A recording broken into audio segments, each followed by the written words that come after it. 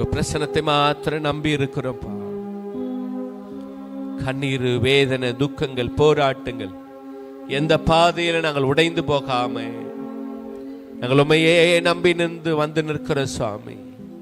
எங்களுக்கு யார் உண்டு சுவாமி? உம்மை தவிர வேற ஒன்றுமே இல்லை ஆண்டவரே. நீங்க போதும் எனக்கு, நீங்க போதும் எனக்கு, நீங்க போதும், நீங்க போதும், நீங்க போதும் எனக்கு. நீங்க வேணும் எனக்கு, நீங்க வேணும் எனக்கு, நீங்க வேணும், நீங்க வேணும், நீங்க வேணும் எனக்கு. உம்மை விட்டா யாரும் இல்லை இயேசையா, உம்மை விட யாரும் இல்லை இயேசையா.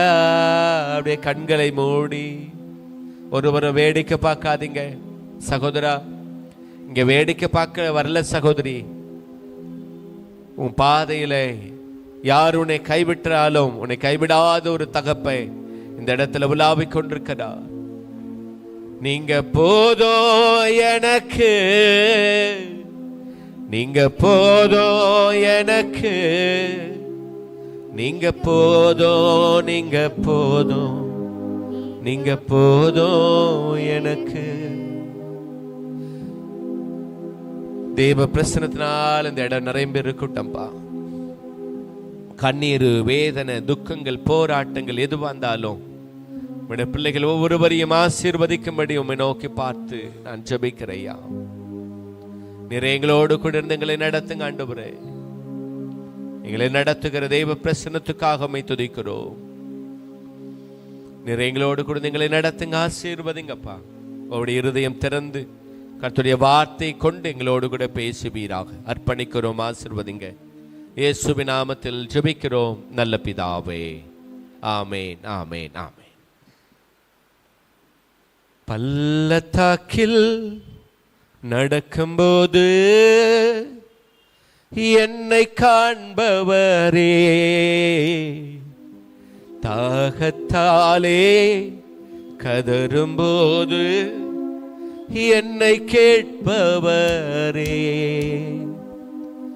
பள்ளத்தாக்கில் நடக்கும்போது என்னை காண்பவரே,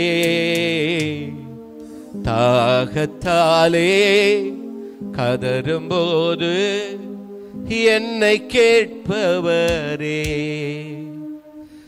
என்னக்கோ நீரெந்த துணையாளரே, தாகம் தீர்க்கும் ஜீவ தண்ணீரே, ஆவியானவரே, ஆவியானவரே, ஆவியானவரே, ஆவியானவரே. பள்ளத்தாக்கில் நடக்கும்போது என்னை காண்பவரே, தாகத்தாலே கதறும்போது என்னை கேட்பவரே, பள்ளத்தாக்கில் நடக்கும்போது என்னை காண்பவரே, தாகத்தாலே கதறும்போது என்னை கேட்பவரே, என்னக்கோ நீரெந்த துணையாளரே, தாகம் தீர்க்கும் ஜீவ தண்ணீரே, ஆவியானவரே, ஆவியானவரே, ஆவியானவரே, ஆவியானவரே. ஆண்டவர் உங்களை ஆசீர்வதிப்பாராக. ஆண்டவர் உங்களை வழி நடத்துவாராக. சங்கீதம் 115 சங்கீதம் 12ஆம் வசனத்திலிருந்து இந்த மாதத்தின் வாக்குத்தத்தத்தோடு கூட சேர்ந்து நம்ம தியானித்து கொண்டு வருகிறோம். கர்த்தர் நம்ம நினைத்திருக்கிறார், அவர் ஆசீர்வதிப்பார். அல்லேலூயா. கர்த்தர் நம்மை நினைத்திருக்கிறவர் என்பதை எப்போதுமே மறந்து போகாதீங்க. நம்ம மனுஷங்க மறந்து போனதை சொல்லிக்கிட்டே இருக்கிறோம். என்னுடைய வீட்டுக்காரர் என்ன மறந்துட்டாருன்னு சொல்லிக்கிட்டே இருக்கிறோம், 10 பேர்கிட்ட சொல்றோம். ஆனா நீங்க யாராவது சொல்ல முடியாது, என் ஆண்டவர் என்னை மறந்துட்டாரு. என் ஆண்டவர் என்னை மறக்கிறவர் அல்ல, கர்த்தர் என் நினைவாகவே இருக்கிறார். சங்கீதக்காரன் தாவீது சொல்லுகிறான், கர்த்தர் என்னை சிறுமையில என்னை நினைத்திருக்கிறார், என் நினைவாகவே இருக்கிறார். இங்க இருக்கிற கர்த்தருடைய பிள்ளைகள் ஒவ்வொருவரும் ஆண்டவர்களை நினைத்ததுனாலதே இந்த இடத்துல எங்களை கொண்டு வந்து ஜீவனோட நிறுத்திருக்கிறார். எத்தனை பேர் விசுவாசிக்கிறீங்க? அல்லேலூயா. அவர் உங்களை நினைத்ததுனால தான் உங்களுக்கும் எனக்கும் ஜீவனை தந்து, வாழ்க்கையை தந்து, பிள்ளைகளை தந்து, குடும்பத்தை தந்து ஆசீர்வதித்திருக்கிறார். கர்த்தர் என்னை நினைத்திருக்கிறார், என்னை ஆசீர்வதிப்பார். நான் முதல் 3 காரியங்களை சொல்லுகிறேன். கர்த்தர் என்னை நினைத்து ஆசீர்வதிக்கிறவர், கர்த்தர் எனக்கு நினைத்து எனக்கு கொடுக்கிறவர், கர்த்தர் என்னை நினைத்து நிறைவேற்றுகிறவர். அல்லேலூயா. எனவே அநேக மனிதர்கள் வேதத்துல மறந்து போன சூழ்நிலையிலையும் ஆண்டவர் மறக்கிறவர் அல்ல, தேவனுடைய பிள்ளைகள் மறந்து போய் ஆண்டவரை விட்டு தூரத்துல போய் ஆண்டவரை பார்த்து என்னை நினைத்தரலங்க, நான் உங்களை மறந்துட்டேன்ப்பா, உங்க அன்பை மறந்துட்டேன், உங்களுடைய ஆசீர்வாதத்தை மறந்துட்டேன், நீர் என்மேல் வைத்திருக்கிற உலக ஆசீர்வாதங்களில் நீர் வைத்திருக்கிற அன்பை நான் மறந்து போய் தூரத்துல போயிட்டேன், இளைய பிள்ளை போல தூரத்துல போயிட்டேன். ஆனாலும் எல்லாவற்றையும் இழந்து தனிமரமாய் நின்று நான் கதறுகிற போது, அப்பாவுடைய அன்பை தேடி வந்த போது அந்த அன்பு என்னை நேசித்தது, அந்த அன்பு என்னை மறக்கவில்லை. அல்லேலூயா. இந்த உலகத்துல எல்லா அன்பை காட்டிலும் தேவன் உங்களை அன்பாகவே இருந்து உங்களை நடத்துகிறார். எனவே மனிதர்கள் 3 போன வாரத்துல தேவனுடைய பிள்ளைகள் ஒருவேளை மறந்த போது ஆண்டவரை பார்த்து என்ன நினைத்துக்குங்க அப்படின்னு சொன்னேன். ஒரு 3 காரியங்களை நான் போன வாரத்தில் சொன்னேன். என்னுடைய சிறுமையை நினைத்தரலுங்க ஆண்டவரே, 2ஆவதாக எனக்கு நேரிட்டதை நினைத்தரலுங்க, 3ஆவதாக உம்முடைய ஜனம் என்று நினைத்தரலுங்க. எத்தனை பேர் ஞாபகம் இருக்கு? அல்லேலூயா. 6 காரியங்களை நாம் தொடர்ந்து பார்த்து விட்டோம். ஆண்டவர் என்னை நினைத்து ஆசீர்வதிக்கிறவர், நினைத்து கொடுக்கிறவர், நினைத்து நிறைவேற்றுகிறவர்.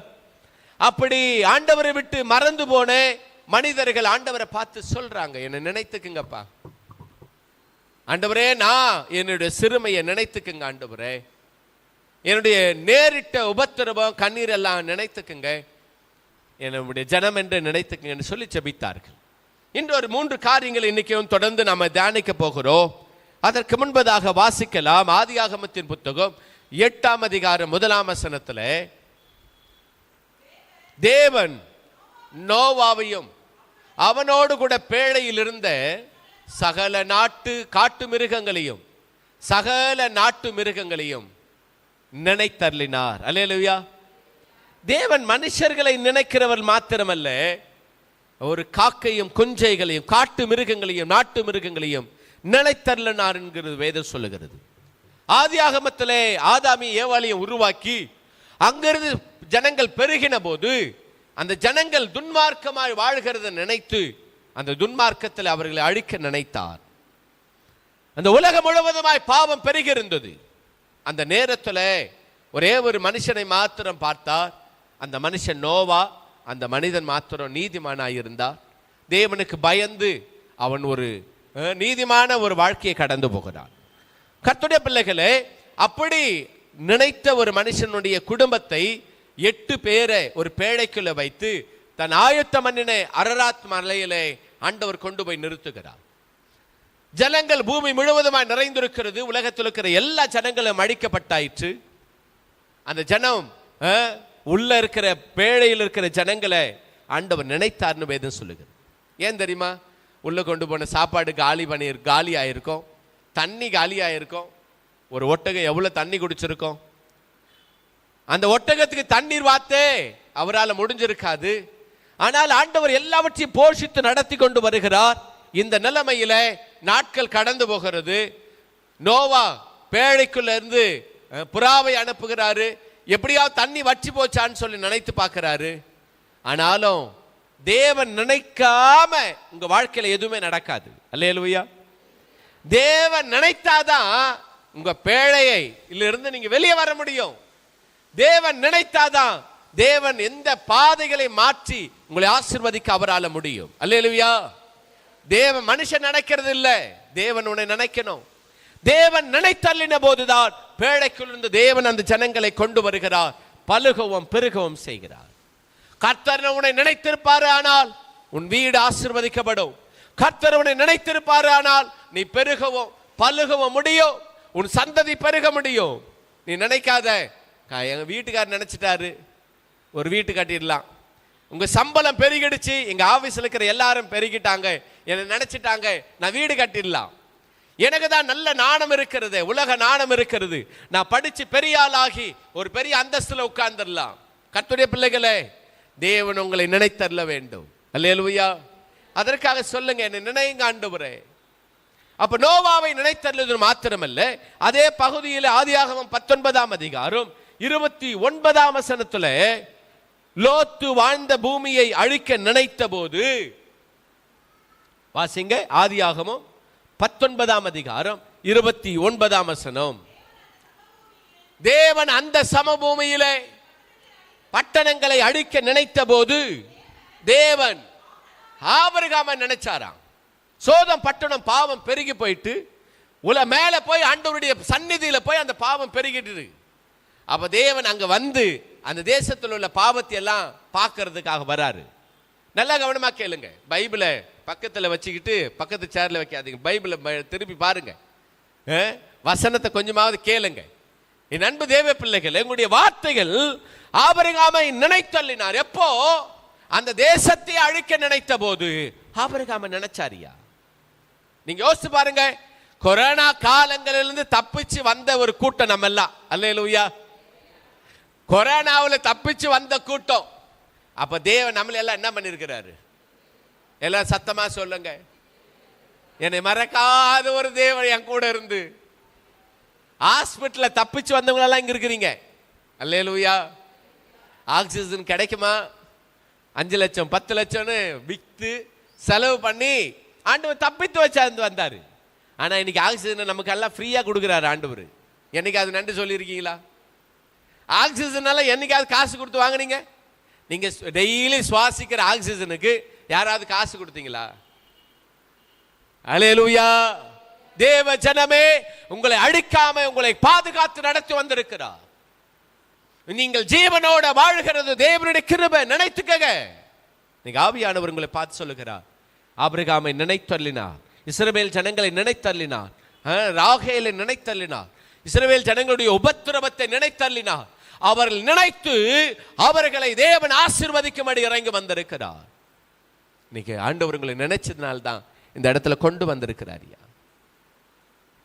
மறவாமல் நினைத்தீரையா, மனதார நன்றி சொல்வே, மறவாமல் நினைத்தீரையா. கிருஷ்ண சகோதரி இந்த பக்கம் வந்துக்குங்க, லெஃப்ட் சைடுல வந்துருங்க. மனதார நன்றி சொல்வேன். அல்லேலூயா. உங்களை யாரையும் திரும்பி பார்க்க சொல்லவே இல்லை. யார் வந்தா என்ன, நான் தானே, என்ன தானே பார்க்கணும். யாராவது ஒருத்தர் இந்த பக்கம் வந்தா போதும், திரும்பி பார்க்க. யார் திரும்பி பார்க்க சொன்னது? நம்ம பார்க்க ஆண்டவர் தானே பார்க்க வந்திருக்கு. ஆண்டவருக்கு மனதார நன்றி சொல்லுங்க. தேவன் உங்கள் அழிவுகளிலே, உங்கள் பிரச்சனைகளிலே, உங்கள் போராட்டங்களிலே தேவன் உங்களை நினைத்து ஆசீர்வதிக்க கொண்டு வந்திருக்கிறார். ஒருவேளை மறந்து கர்த்தருடைய பிள்ளைகள் எல்லாரும் என்னை நினைத்துக்குங்கன்னு சொல்லியிருப்பீங்கன்னா, எனக்கு வந்த வேதனைகள் 3 மனிதர்கள் மறுபடியுமாய் அவர்கள் ஆண்டவரே என்னை நினைத்தரலங்கன்னு சொன்னதை ஆண்டவர் என் இருதயத்தில் சொல்லி அந்த வார்த்தைகள் என்னை விட்டு விலகி போக மறந்தது. ஆண்டவர் நினைத்தரலனி அவளை ஆசீர்வதித்ததையும் பார்க்க முடியும். 3 காரியங்கள் இன்னைக்கு தொடர்ந்து தியானிக்க போகிறோம். கர்த்தர் உங்களை ஆசீர்வதிப்பாராக. 2 ராஜாக்கள் 20ஆம் அதிகாரம் 3ஆம் வசனத்தை வாசிக்க கேட்கலாம். 2 ராஜாக்கள் 20ஆம் அதிகாரம் 3ஆம் வசனம். கர்த்தாவே, நான் உமக்கு முன்பதாக உண்மையும் மன உத்தமமாய் நடந்து உமது பார்வைக்கு நலமானதை செய்தேன் என்பதை நினைத்தருளோம். அல்லேலூயா. எல்லாரும் சத்தமா சொல்லுங்களேன் அல்லேலூயா. தூங்குறவங்க எல்லாம் சொல்லுங்களேன் அல்லேலூயா. ஆண்டவர் உங்களை ஆசீர்வதிப்பார். என் சத்தத்தையும் கேட்டு தூக்குற மாதிரி இருக்கிறீங்களா? சோர்ந்து போகாதீங்க, தைரியமா விசுவாசத்தோடு இருங்க. எசேக்கியா ராஜா, இந்த 2 நாளாகமத்தின் புத்தகம் 2 ராஜாக்கள் 20ஆம் அதிகாரத்தில் எசேக்கியா ராஜாவை குறித்து எழுதப்பட்டிருக்கிறது. இஸ்ரவேலை ஆண்ட எசேக்கியா ராஜாவை குறித்து நிறைய வார்த்தைகள் வேதத்தில் சொல்லப்பட்ட போது அவரை குறித்து சொல்லுகிறார், அவர் தேவன் மேல வைத்திருக்கிற நம்பிக்கையிலே அவரை போல ஒருத்தர் யாருமே இல்லையா. அவருக்கு முன்னாடி இல்லை, பின்னாடியும் இல்லை. அவர் மேல அவர் ஒரு நம்பிக்கை உள்ள ஒரு தேவ ராஜா. அவர் உத்தமமாய் நடக்கிறார், உண்மையாய் நடக்கிறார், பிரசனத்தோடு கூட நடக்கிறார். அந்த 15 வருஷத்தை அவனுடைய உத்தமமான வாழ்க்கையை ஆண்டவர் சொல்லிக்கொண்டே வருகிறார். இப்பொழுது ஆண்டவர் தீர்க்கதரிசி அனுப்பி சொல்றாரு, ஐயா உங்க வாழ்க்கையில நீ ரொம்ப நல்லதா செஞ்சுட்ட, சீக்கிரமா இன்னைக்கு நாளைக்கே நீ சாக போற, உன் வீட்டு காரியத்தில் ஒழுங்குபடுத்து.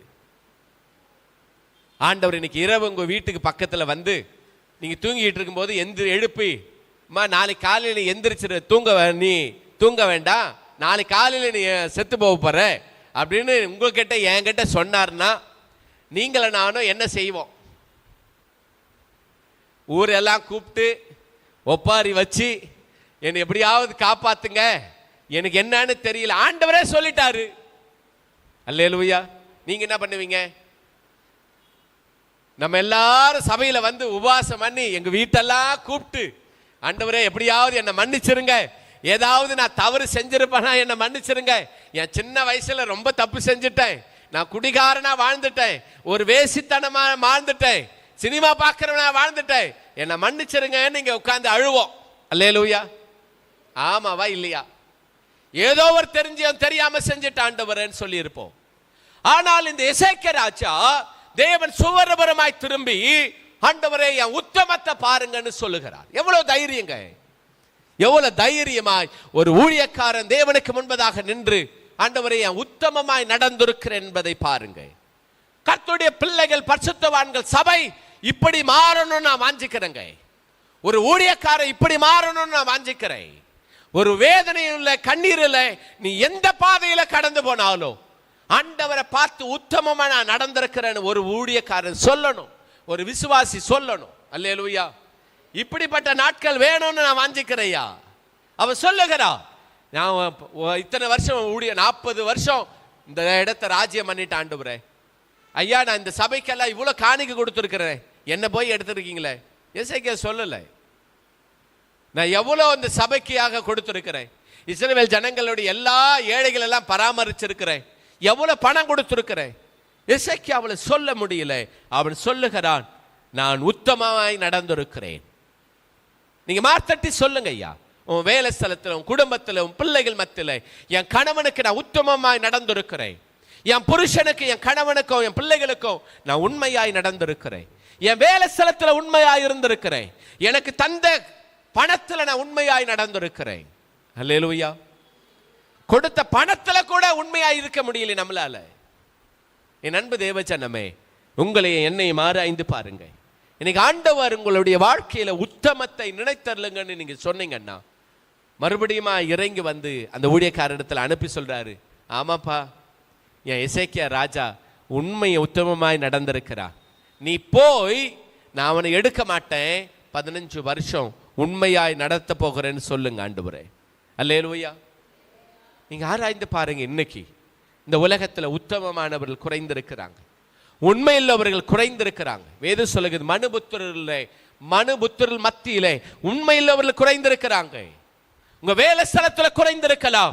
ஆவியானவர் உங்களை பார்த்து சொல்லுகிறார், நீ உத்தமமாயிரு. நீங்கள் யோபுவின் புத்தகம் 31ஆம் அதிகாரம் 11ஆம் வசனத்தை வாசிக்க கேட்கலாம். யோபு 31ஆம் அதிகாரம் 6ஆம் வசனம். சுமத்திரையான தராசிலே தேவரீர் என்னை நிறுத்தி என் உத்தமத்தை அறிவாராக. யோபு 10 பிள்ளைகளுக்கு தகப்பன், ஆடு மாடுகளுக்கெல்லாம் சொத்துக்களுக்கு கிழக்கத்திய புத்திரர்களே அவனை போல ஒரு செல்வந்தம் கிடையாது. ஆனால் அவன் ஒரே நாள்ல எல்லாத்தையும் இழந்துட்டான். இழந்த போது நண்பர்கள் எல்லாம் வந்து நிற்கிறாங்க. அப்பொழுதுதான் ஆண்டவர் சொல்றாரு, அவன்கிட்ட ஆண்டவர்கிட்ட சொல்றாரு, ஆண்டவரே என்னுடைய உத்தமத்தை கொஞ்சம் நினைச்சு பாருங்க. ஒரு பக்கத்துல ஒரு தராசு நிறுத்துங்க, கல்ல வச்சுட்டு ஒரு பக்கத்துல என் உத்தமத்தை நிறுத்துங்க. என் உத்தமம் பெருசா இருக்கும். அல்லேலூயா, அல்லேலூயா. இங்க இருக்கிற உத்தமர்களே, பரிசுத்தவான்களே, இங்க இருக்கிற தேவஜனமே, உன் உத்தமத்தை நினைத்தங்க ஆண்டவர்கிட்ட கேளு. வாலிப பிள்ளைகளுக்கு நான் சொல்லுகிறேன், நீ வேலை செய்கிற ஸ்தலம் பாவமான ஸ்தலமாய் இருக்கலாம். நீ வேலை செய்கிற ஸ்தலம், நீங்கள் படிக்கிற ஸ்தலங்கள் பாவிகள் நிறைந்த இடமா கூட இருக்கலாம். அங்கே உன் உத்தமத்தை நிரூபிக்க வேண்டிய காலத்துக்குள்ள நிற்கிறோம். அல்லேலூயா, அல்லேலூயா. கடந்த ஒரு வாரமாக ரோமன் கத்தோலிக்க ஃபாதர்கள், நிறைய கர்த்தருடைய பிள்ளைகள், அவர் ஊழியக்காரங்க, நிறைய பேர்கள் தற்கொலை பண்ணி இறந்திருக்கிறதாக யூடியூப்ல நான் ஒரு ஆடை பார்த்தேன். எனக்கு ரொம்ப வேதனையா இருந்தது. கத்தோலிக்க நண்பர்கள் எனக்கு நிறைய இங்க இருக்கிறாங்க, எல்லாருக்குமே நான் சொல்லுகிறேன். ரொம்ப வேதனை, ரொம்ப கண்ணீரா இருந்துச்சு. இது ஏன் இப்படி நடக்குது அப்படிங்கிறத நான் கொஞ்சம் சர்ச் பண்ணி கொஞ்சம் தேடி பார்த்த போது ஒரு ஃபாதர் பேசுற, எங்கூட நிறைய ரோமன் கத்தோலிக்க நண்பர்கள் உண்டு, ரோமன் கத்தோலிக்க விசுவாசிகள் எனக்கு நல்ல தெரிந்தவர்கள் இருக்கிறாங்க. ஃபாதர் அருள்ராஜன் ஒரு ஃபாதர் எனக்கு ரொம்ப நெருங்கிய நண்பர், பாலிகை சிநேகிதர். நம்முடைய ஜபா கூட ஆர்சி ஃபாதர் அவங்களுடைய நண்பர்கள் எல்லாம் அவங்க கூட படிக்கிறாங்க, பிஏ இங்கிலீஷ் படிக்கிறாங்க. அவங்கள குறித்து கொஞ்சம் ரிசர்ச் பண்ணும்போது அவங்க ஆலயத்தில் பணிவிடை செய்து ஆலயத்தில் ஊழியத்தை நிறைவேற்றி விட்டு அவங்க போகிற போது அவங்க அந்த தனிமையில வாழ்கிறார்கள். ரொம்ப தனிமையான ஒரு வாழ்க்கை. நமக்கு வீட்டுக்கு போனால் நம்ம கூட விசாரிக்க நம்ம பிள்ளைங்க இருக்கிறாங்க, மனைவி இருக்கிறாங்க, விளையாடுவதற்கு சின்ன சின்ன பிள்ளைங்க இருக்கிறாங்க, குழந்தைகள் இருக்கு. ஆனா அவர்களுக்கு அப்படி மன வருத்தத்தோடு இருக்கிறாங்க, ரொம்ப உடைஞ்சு போகிறார்கள். ஒரு ஃபாதர் சொன்னாரு, அதை கூட நாங்க தாங்கிக்கிறோம், அதை கூட நாங்க அதை ஓவர் கம் பண்றோம். ஆனா எங்களை குறித்து தவறான வார்த்தைகளை பேசுற விசுவாசிகள் இருக்கிறதுனால அதை எங்களால சகிக்க முடியல. எங்களை குறித்து தவறான வார்த்தைகள் பேசுகிறது. நாங்கள் உத்தமராய் விளங்குகிறோம். அந்த காலத்தில் ஆர்சி ஃபாதர்கள் எல்லாம் ஒரு வீட்டில் 5 பேர் இருப்பாங்க, 10 பேர் இருப்பாங்க. அதனால ஃபாதர்களை அனுப்புகிறது ரொம்ப அது ஈஸி. அன்னைக்கு வீட்டில் எத்தனை பேர், நம்ம வீட்டில் எத்தனை பேர் இருக்கிறாங்க? ஒரே ஒரு குழந்தையை பெற்றெடுக்கிறது ரொம்ப கடினம். அதையும் மீறி அந்த பிள்ளைகளை ஊழியத்துக்கு அனுப்புகிறாங்க. நாங்க ஏன் உடைஞ்சு போறோம் தெரியுமா ஐயா? எங்களை பத்தி அவதூறா பேசுற விசுவாசிகள் இருக்கிறதுனால தான். ஒரு அன்பு சகோதரனா, ஒரு ஊழியக்காரனா தாழ்மையோட நான் உங்களையும் கேட்கிறேன், எல்லாரையும் கேட்கிறேன்.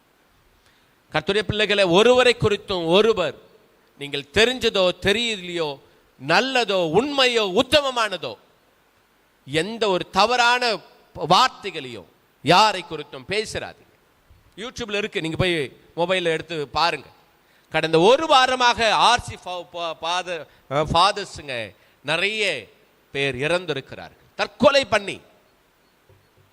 அவருடைய மன உளைச்சல். நாங்க உத்தமமாய் தான் வாழ்கிறோம், உண்மையா தான் வாழறோம். ஆனா எங்களை குறித்து அவதூறான வார்த்தைகள் வருகிற போது எங்கள் உள்ளம் உடைந்து போகிறது. என் அன்பு சபையே, கர்த்தருடைய பிள்ளைகளே, உங்களை உத்தமமாய் நிறுத்திக் கொள்ள ஆண்டவரிடத்தில் கேளுங்க. யாரை குறித்தோ எதை குறித்தோ, தெரிந்தோ தெரியுதோ நடக்குதோ நடக்கலையோ, யாரை குறித்தோ நான் அவதூற பேச மாட்டாண்டுகிறேன். உத்தமமா பேசுங்க, உத்தமமா நடந்து கொள்ளுங்க. இருக்கிற ஒரே ஒரு வாழ்க்கை. ஆண்டவர் உண்மையும் உத்தமுள்ளவர்களை ஆண்டவர் தேடிக்கொண்டிருக்கிறார். அதே யோபுவின் புத்தகம் 27ஆம் அதிகாரம் 5ஆம் வசனத்துல யோபு சொல்லுகிறார், என் ஆவி பிரிய மட்டும். வாசிங்க.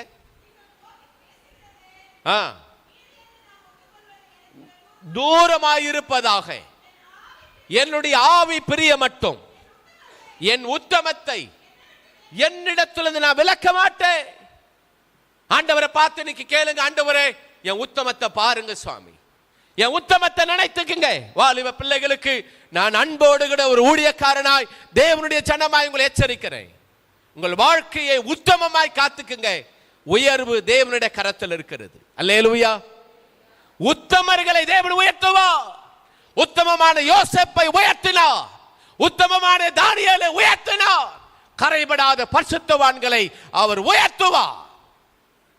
உண்மையுள்ளவர்களை உயர்த்தாம என் ஆண்டவர் ஒரு நாளும் அவர் தவறவே மாட்டார். எத்தனை பேர் விசுவாசிக்கிறீங்க? அல்லேலூயா, அல்லேலூயா. என்னை உயர்த்துவார் சொல்லுங்க. அல்லேலூயா. எனக்கு தெரிந்த ஒரு சகோதரர், ஒரு உயர்ந்த பதவிகளுக்குள்ளாய் இருக்கிறவங்க, அவருடைய அலுவலகத்தில் ஒரு வேலை செய்து விட்டு ஒரு பெரிய பணம், ஒரு பெரிய பணத்தை கையாடல் செய்வதற்காக எல்லாரும் முடிவு செய்து விட்டார்கள். எல்லாருக்கும் ஒரு 10 லட்சம் ரூபாய் கிடைக்கும் இந்த வேலை செய்தால். நான் உங்களுக்கு 20 லட்சம் ரூபாய் தரேன், அவர் தான் கையெழுத்து போடணும். அப்பொழுது அந்த எல்லாம் முடிஞ்சு, வேலையெல்லாம் முடிஞ்சு, பில் எல்லாம் முடிஞ்சு அவருடைய டேபிளுக்கு வந்தது. அப்பொழுது அவர் சொன்னார், என்னை கொன்றே போட்டாலும் நான் இந்த வேலையை நான் செய்ய மாட்டேன். உயர் பதவியில் இருக்கிறவர், இந்த வேலையே எனக்கு போனாலும் பரவாயில்லை, நான் போய் என் வீட்டில் கஞ்சே குடிச்சாலும் சரி, இந்த வேலையை நான் செய்ய மாட்டேன். இப்படிப்பட்ட உத்தமர்கள் சபைகளுக்குள்ளே கர்த்தருடைய பிள்ளைகளாய் வாழ்ந்துகிட்டு இருக்கிறாங்க. அவர் சொன்னார், அதே மாதிரி எனக்கு த்ரெட் பண்ணாங்க, என்னை பயமுறுத்தினாங்க, என்னை கொன்று விடுவேன்னு சொன்னாங்க. ஆனாலும் நான் அந்த வேலையை நான் செய்யலை. நடந்தது என்ன தெரியுமாங்க?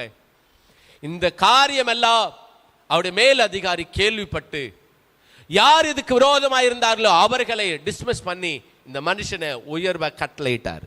அல்லேலூயா. ஆவியானவர் சொல்லுகிறார், உண்மை உத்தமல்ல ஊழியக்காரனே, நான் ஆயத்தம் பண்ணினேன் நன்மைக்குள்ள என்ன பண்ணுங்க, பிரவேசி. பரலோகம் உனக்கு ஆயத்தமாயிட்டு இருக்கு. உண்மையான ஒரு கர்த்தருடைய பிள்ளைகளாய் ஆண்டவரை பார்த்து நம்ம எல்லாரும் சொல்ல முடியுமா?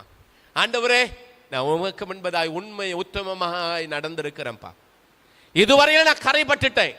இன்னும் கர்த்தருடைய வார்த்தையை கொண்டு நான் பேசுகிறேன். லூக்கா 8:15 சொல்லுகிறது, விதைக்கிற உதவியுடைய காரியத்தில் உண்மையும் உள்ள ஒரு இருதயத்தில் உங்களை காத்துக்கொள்ளுங்க. மத்தேயு 25:21 சொல்லுகிறது, உண்மையும் உத்தமம் உள்ள ஊழியக்காரனே, எனக்குடைய நன்மைகளுக்குள்ளே பிரவேசிங்க. உங்க இருதயத்தில் காத்துக்குங்க. நீங்க ஆவியான உங்களை பார்த்து சொல்லுகிற, எவ்வளவு பெரிய வேலைகள் செய்தாலும் உங்கள் வேலைகள், உங்கள் குடும்பங்களில் உண்மையும் உள்ள உத்தமனாயிருங்க. 99 வயது நிரம்பின ஆபிரகாமை பார்த்து சொல்லுகிற, எனக்கு முன்பதாக நடந்து கொண்டு உத்தமனாயிரு, உண்மையாயிரு, தேவ சமூகத்தில் காத்துரு. உண்மையை மட்டும் இழந்துடாதீங்க. இழந்தாலும், சம்பளமே போனாலும் சரி, வேலையே இழந்தாலும் சரி, உன் பதவி உயர்வே போனாலும் சரி, என்னை உயர்த்துகிறது என்னுடைய ஆண்டவர். காலையும் மாலையும் அல்லேலூயா, நான் விடும் சுவாசமே அல்லேலூயா. காலையும் மாலையும் அல்லேலூயா, நான் விடும் சுவாசமே அல்லேலூயா. நான் சோர்ந்து போகும்போது என் பலனாக மாறும், நான் சொற்களற்ற நேரம் என் ஆத்துமாவும் பாடும் அல்லேலூயா,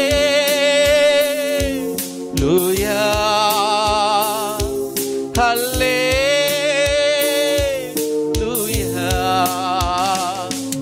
அல்லேலூயா,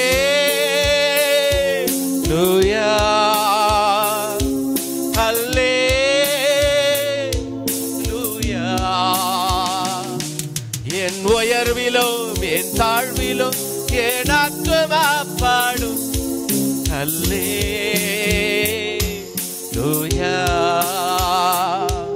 அல்லேலூயா. எந்த பாதையானாலும், சத்துரு சிரிக்கிறாங்களா, பிரச்சனை வருகிறதா, எதை கண்டு சொந்து போகாதே. ஆண்டவரே, உத்தமத்தை கர்த்தருக்கு முன்பதாக நிறுத்து. என் உத்தமத்தை நினைத்தரலங்க சொல்ல ஆண்டவரை பார்த்து, என் உத்தமத்தை கொஞ்சம் நினைச்சுக்கங்க ஆண்டவரே. என்னை நினைத்து என்னை ஆசீர்வதிக்கிறவர், எனக்கு நினைத்து எனக்கு கொடுக்கிறவர், என்னை நினைத்து என் தேவைகள் எல்லாம் நிறைவேற்றுகிறவர் என்னோடு கூட இருக்கிறார். ஆண்டவருக்கு முன்னாடி என் உத்தமத்தை ஆண்டவருக்கு முன்பதாக நிறுத்துவேன். இரண்டாவதாக நியாயாதிபதியின் புத்தகம் 16ஆம் அதிகாரம் 28ஆம் வசனத்தை வாசிக்கலாம். நியாயாதிபதிகள் 16:28. அப்பொழுது சிம்சோன் கர்த்தரை நோக்கி கூப்பிட்டு, கர்த்தாவாகிய ஆண்டவரே, நான் என் 2 கண்களுக்காக ஒரே தீர்வையாய் இந்த பெலிஸ்தர் கையிலே பழி வாங்கும்படிக்கு இந்த ஒரு விசை மாத்திரம் என்னை நினைத்தரலும். அல்லேலூயா. இரண்டாவதாக இந்த ஒரு விசை மாத்திரம் என்னை நினைத்தரலுங்க ஆண்டவரே. சிம்சோனை குறித்து உங்கள் எல்லாருக்கும் தெரியும். இது ஆண்டவரால் தெரிந்து கொள்ளப்பட்ட வேறு பிரிக்கப்பட்ட ஒரு பரிசுத்தமுள்ள ஒரு சந்ததி. ஆண்டவர் ஒரு பெரிய நோக்கத்துக்காக தெரிஞ்சுக்கிட்டார். நசரேய விரதம் பெற்றவன், எந்த உலக காரியத்திலையும் கரைபடவே கூடாது. ஆண்டவரை நேசித்து பெலிஸ்தர்கள் கையிலிருந்து ஜனங்கள் எல்லாம் மீட்டெடுப்பதற்காக தேவன் நசரேய விரதம் பெற்றவன். பிறக்கிறதுக்கு முன்னாடியே பிறக்கிறதுக்கு முன்பதாக தெரிந்து கொள்ளப்பட்டவன். ஆண்டவரால் ஒரு பெரிய நோக்கத்துக்காய் தெரிந்து கொள்ளப்பட்டவன். அப்படிப்பட்ட ஒரு மனுஷனிடத்துல கர்த்தருடைய வார்த்தை வருகிறது. அவன் ஆண்டவரை மறந்து, ஊழியத்தை மறந்து, காரியங்கள் எல்லாம் மறந்து, தரிசனத்தை எல்லாம் மறந்து, அவன் அழைத்த அழைப்பு எல்லாம் மறந்து அவன் எங்க தெரியுமா போனா? ஒரு பெண்ணிடத்துல போய், தெலிலால் மடியிலிடத்துல போய் அவன் படுத்து கண்டு எல்லாவற்றையும் இழந்து போகிறான். தெலிலால் மடியிலிருந்து பெலிஸ்தர்கள் வந்து அவனை கொண்டு போய் அவனுடைய வாழ்க்கையெல்லாம் கண்கள் பிடுங்கப்பட்டு முடியெல்லாம் சிரைக்கப்பட்டு வேடிக்கை பொருளாய் மாறி இருக்கிறார். நான் ஒன்று சொல்லுகிறேன், நீ பரிசுத்தமா வாழ்கிற வரைக்கும் தான் எல்லாருக்கும் ஆசீர்வாதமாய் இருப்பேன். எல்லாருக்கும் ஆசீர்வாதமாய் இருக்குது மாத்திரமல்ல, உன்னுடைய நோக்கத்தையும் ஆண்டவரால் நிறைவேற்ற முடியும். அல்லேலூயா. நீ என்றைக்கு ஆண்டவரை விட்டு விலகி போறியோ அன்றைக்கே நீ வேடிக்கை பொருளா மாறிடுவே. நான் அன்போடு கூட உங்களை எச்சரிக்கிறேன். ஏன்னா உங்கள் ஒவ்வொருவரையும் குறித்த ஒரு நோக்கத்தை வச்சிருக்கிறார். உங்கள் எல்லாருக்கும் ஆண்டவர் குறித்த ஒரு நோக்கம் இருக்கிறது. யாருக்கும் நோக்கம் இல்லாம யாருமே இல்லை இந்த உலகத்துல. தானாவே பிறந்தவங்க யாருமே இங்க இல்லை. உங்கள் எல்லாருக்கும் ஒரு நோக்கத்தை கத்த வச்சிருக்கிறார். நான் சிறுமையும் எளிமையானவன் கர்த்தருடன் நினைச்சிருக்கிறார். ஏன் தெரியுமா?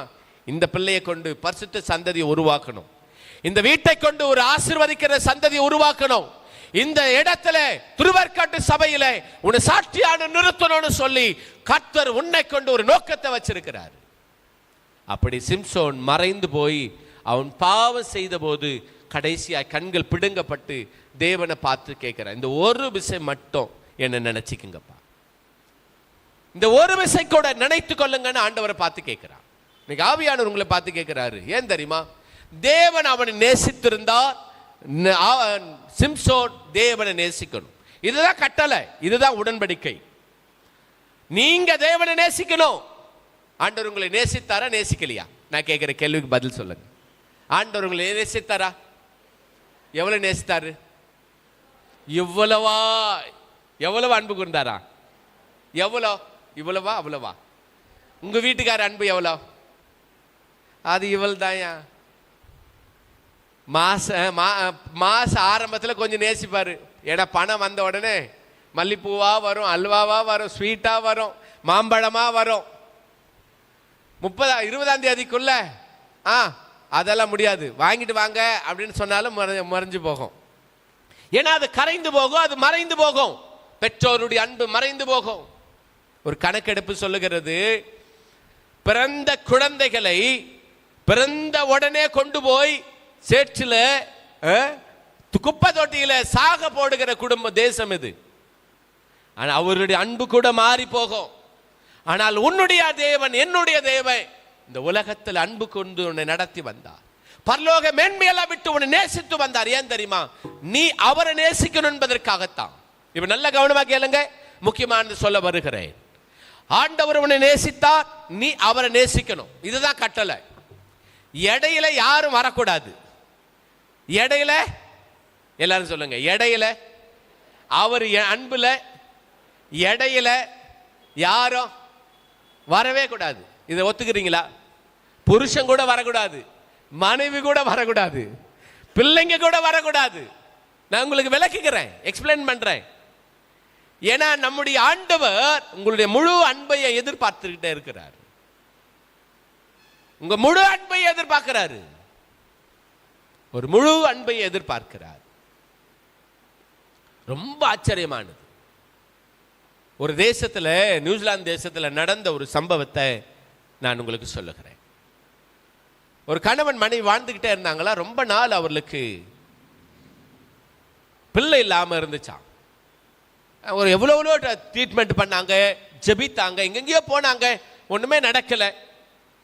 உடனே அவர்கள் ஒரு அழகான ஒரு நாய்க்குட்டியை கொண்டு வந்து வளர்த்தாங்களாம். ரொம்ப அவங்க கூட படுத்தது, அவங்க கூட சாப்பிட்டது, அவங்க கூடவே இருந்தது, பெட்லயே படுத்துக்கு, அவங்க கூட ரொம்ப பாசமாய் வளர்ந்ததா. கொஞ்ச நாள் கழிச்சு, கொஞ்ச நாளில் ஆண்டவர்களை நினைத்து அவர்களுக்கு ஒரு கர்ப்ப கனியை கொடுத்தார். அவர்களுக்கு ஒரு கர்ப்ப கனியை கொடுத்த உடனே இப்ப அந்த குழந்தை அவங்க மடிக்கு வந்துச்சு. இந்த நாய்க்குட்டி வெளியே போயிடுச்சு. அந்த குழந்தை பெட்டுக்குள்ள வந்துச்சு. இந்த நாய்க்குட்டி வெளியே கட்டி போட்டுட்டாங்க. இந்த குழந்தை ரொம்ப பாசமாய் வளர்த்தார்கள். ஏன்னா ரொம்ப நாள் கழிச்சு பிறந்த குழந்தை தானே, ரொம்ப பாசமாய் வளர்ந்திருந்தது. ஒரு நாள் அந்த தாய் அந்த குழந்தைய தூங்க வச்சுட்டு கிச்சன்ல சின்ன வேலையை முடிச்சுட்டு வந்துடலான்னு சொல்லி சின்ன வேலையை முடிப்பதற்காக போய் விட்டு வந்தார். நடந்த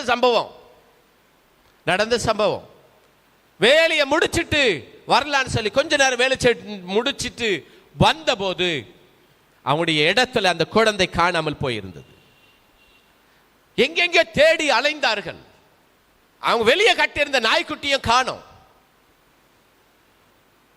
திடீரென்று அந்த குழந்தை அழுகிற சத்தத்தை கேட்டு ஓடி போன போது அந்த குப்பை தொட்டியில அந்த நாய்க்குட்டி அந்த குழந்தையை கொண்டு போய் கடித்து கொதறி அந்த குப்பை தொட்டியில போட்டிருந்ததா நடந்த சம்பவம். இந்த நாய்க்குட்டிக்கு என்ன தெரியுமா ஒரு பெரிய கோபம் அது மேல. நான் படுக்க வேண்டிய இடத்துல, நான் இருக்க வேண்டிய இடத்துல யார் வந்தது? யார் வந்தது? யாரோ ஏதோ சொன்ன மாதிரி எங்கெங்கயோ யோசிச்சுட்டு உட்காந்துங்கிறீங்க. நாய்க்குட்டி யோசிக்குது, நான் இருந்த இடத்துல இந்த குழந்தை வந்துடுச்சு. அந்த குழந்தையை கொன்று போய் அந்த குப்பை தொட்டியில போட்டிருந்ததா. ஒரு நாய்க்குட்டிக்கே உங்க மேலேயே ஏன் மேலேயே கொஞ்ச நாள் வளர்ந்த அந்த நாய்க்குட்டியே அன்பை பரிமாறிக்கொள்ள முடியலங்க. முழு அன்பையை நேசித்து உன்னை நேசித்த ஒரு ஆண்டவர் சொல்லுகிறார், நீ அவருக்காக இந்த உலகத்துல எந்த மனுஷனையும் உதறி தள்ளிவிட்டு ஈஸியா போயிடுறியே. நீங்க யோசிச்சு பாருங்க. அதனால்தான் ஆண்டவர் ஆபிரகாமுக்கு பதில் சொல்லுகிறார், உன் நேச குமாரனை, உன்னுடைய புத்திர சுவிகாரனை கொண்டு வந்து எங்க கொடு, பலி செலுத்து. ஏன் தெரியுமா? ஆண்டவருக்கு வந்துருச்சு, என்னை விட என் பிள்ளைகளை ஈசாக்கு ரொம்ப நேசிக்கிறார். ஆபிரகாம் என்னை விட யாரு நேசிக்கிறா? இப்போ தான் வளர்த்த பிள்ளைய நேசிக்கிறார். பிள்ளைய நேசிக்கணும் தானே. ஆனால் ஆண்டவர் அதுல ரொம்ப எரிச்சல் உள்ள ஒரு தேவன். உங்க யார் மேலே அன்பாய் வைக்காதீங்க. ஆண்டவர் மேல வைத்த அன்பை வேறு ஒன்றை பரிமாறிக்கொள்ளாதீங்க. அதனால்தான் பவுல் சொல்லுகிறார், கிறிஸ்துவின் அன்பை விட்டு, எல்லாரும் சொல்லுங்க, கிறிஸ்துவின் அன்பை விட்டு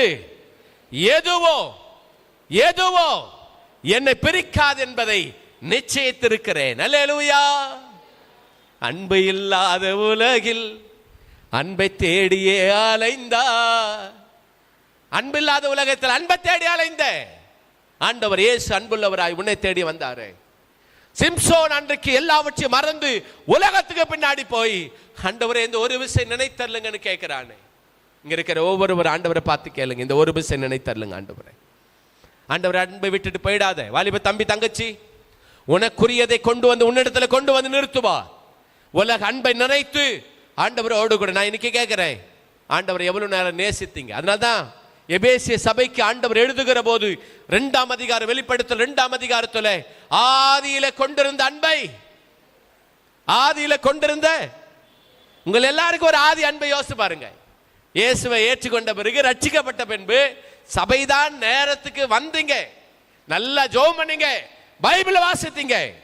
நீங்க ஆதி அன்புல விட்டுட்டு விலகி போய் இருக்கிறீங்க. ஆவியானவர் சொல்லுகிறார், இந்த ஒரு விஷயம் நினைத்தல்லுங்க ஆண்டவரை, கேளுங்க ஆண்டவரை பார்த்து. இந்த ஒரு விஷயம் நினைச்சுங்கப்பா, உங்க அன்பினால என்னை எடுத்துக்கொள்ளுங்க. அன்பின் கயிறுகளால் உங்ககிட்ட இழத்திருக்கிறாரியா. இந்த உலக அன்பை காட்டிலும், இந்த உலக மனித அன்பை காட்டிலும், உங்க மனைவி அன்பை காட்டிலும், உங்க பிள்ளைகளுடைய அன்பை காட்டிலும் இயேசுடைய அன்பு மேலானது. இந்த அன்பை நினைத்து சிம்சோன் அன்பை விட்டுட்டு விலகி போயிட்டான். இன்னைக்கு ஆவியானவர் உங்களை பார்த்து சொல்றாரு, என் அன்பை விட்டுட்டு விலகி போகாத. அவர் அன்பின் கயிறுகளால உங்களை என்னையும் இழுத்துக் கொள்ளுகிற தேவன்.